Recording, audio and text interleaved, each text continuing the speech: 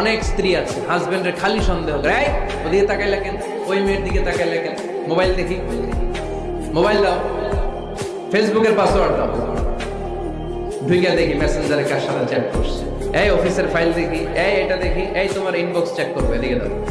আছে না নাই? এই সন্দেহ ঘরটারে জাহান্নামের টুকরা বানিয়ে ছেড়েছে। অহেতুক সন্দেহ করবেন না। আবার ভাইরা ভাবিদেরকে অহেতুক সন্দেহ করবেন, এই ওদিকে গেলা কেন, ওদিকে তাকাইলা কেন, এটা করলা কেন, ওইটা করলা কেন, দেখি তোমার মোবাইল, তোমার মোবাইলের গ্যালারি দেখি, লক করে রাখছো কেন, লক খোলো। আছে না নাই?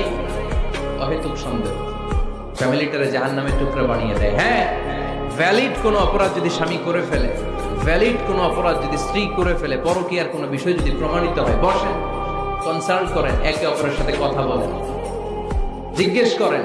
কিন্তু অহেতুক, আমি অনেক ফ্যামিলি এরকম দেখেছি, আমার কিছু বন্ধুকেও আমি দেখেছি,